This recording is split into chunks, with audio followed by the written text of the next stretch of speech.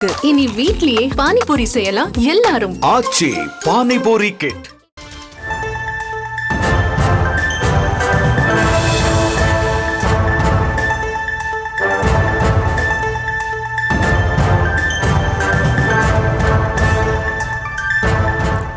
சிவகங்கை மாவட்டம் காளையார்கோவில் அருகே பெண்ணிற்கு ஹாய் என்று மெசேஜ் அனுப்பியதை தட்டி கேட்ட இளைஞரை 5 பேர் கொண்ட கும்பல் வெட்டி படுகொலை செய்திருக்கிறார்கள். அது குறித்தான அண்மை செய்தியை பார்த்து வருகிறோம். இது குறித்த விவரங்களோடு இணைகிறார் நமது செய்தியாளர் ஃபருக் விவரங்களை வழங்கலாம். வணக்கம் மாசினி.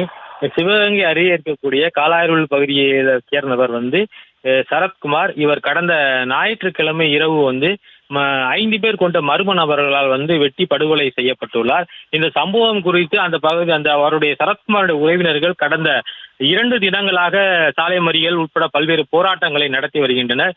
காவல்துறை அவர்களுடன் பேசிய சமாதான பேச்சுவார்த்தையை தொடர்ந்து இந்த போராட்டத்தை நேற்று கைவிட்டவர்கள் இன்றும் மருத்துவமனை கல்லூரியில போராட்டத்தை தொடர்ந்தார்கள். தற்போது காவல்துறை இந்த சம்பவம் தொடர்பாக முன்னாள் காவல்துறை பணி நீக்கம் செய்யப்பட்ட காவலர் பிரபு என்பவர் உட்பட 4 நபர்களை, அதாவது பிரபு, ஜனா, விக்ரம், சிவா உட்பட 4 நபர்களை காவல்துறை இந்த சம்பவத்து தொடர்புடையவர்களாக கருதி அதிரடியாக கைது செய்துள்ளது.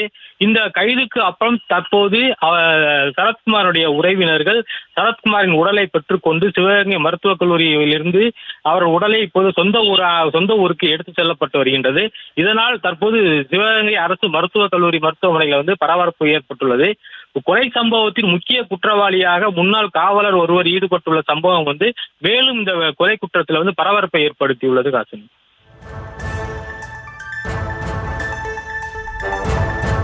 விவரங்களுக்கு நன்றி ஃபருக்.